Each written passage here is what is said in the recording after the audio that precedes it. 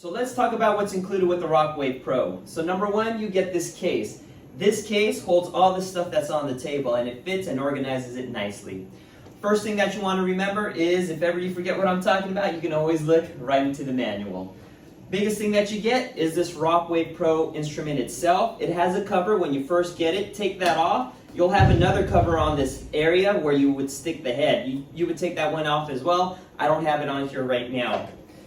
Then you get 6 heads. 2 of them are foam, 4 of them are hard. These are the 2 foamy ones. I like to use these dense foam ones for more of the bony landmarks or the joints. It's a little bit more forgiving, it gives a little bit more. So I like to use these ones more for joints. There's a soft surface and one that has a little bit more dome. Play around with it, see which one you like the best. Then you have the 4 hard ones. There's 1, 2, 3, and 4. One has the domey shape just like the foamy one. Then you have one that's a little bit more pointed. You have one that has 2 small balls, and you have one that has 5 bumps. So now you have to play around with them to see which one you like the best. And then you also get 3 booties.